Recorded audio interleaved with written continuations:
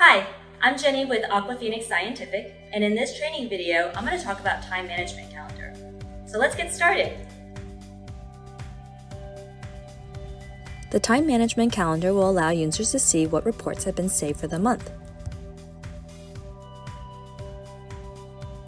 Click on the Time Management Calendar button from the Graphs and Trends section. By default, the current month will be displayed.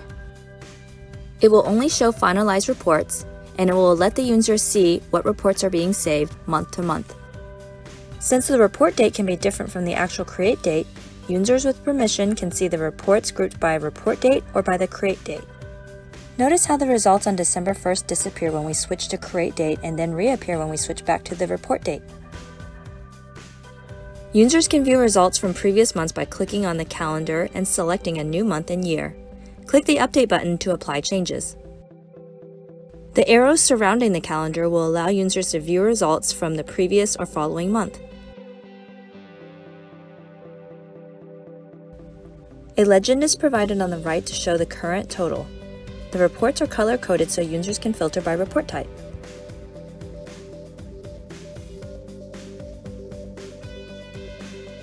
Uncheck the color tiles to filter results by report type. If on-site and drive time is logged, and the viewer has permission to see on-site time, the total will appear in the legend as well. The colored boxes inside each date will indicate the number of reports saved on that day.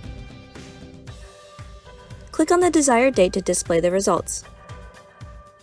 Click on the report to open and view the report details.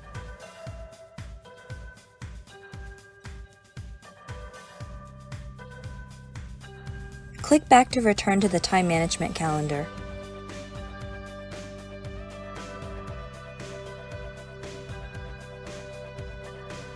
The results can also be filtered by users or by customer location. To filter by author, click on the Select Users button. By default, all available authors are selected. Click on the box on the top left to unselect all. Locate the user or users and highlight the desired users by scrolling through the list or using the search box. Click on the users to highlight their names in blue, then close the window.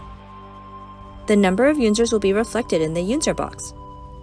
Repeat the same steps as needed to filter by location.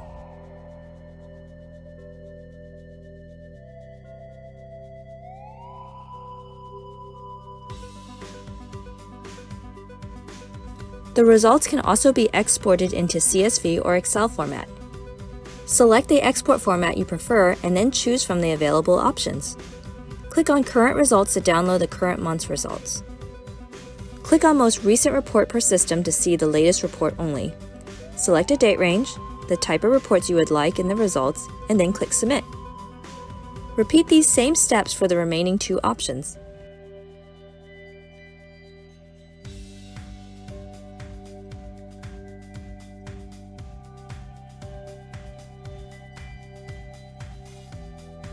The Export for All reports within a date range has an optional feature that will allow users to search reports by keywords.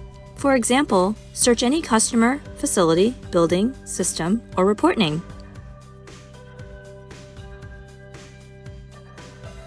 The exports will download onto the user's laptop or PC.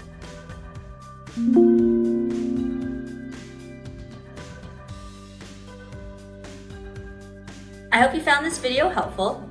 Please contact your system administrator if you have any additional questions. Thanks for watching.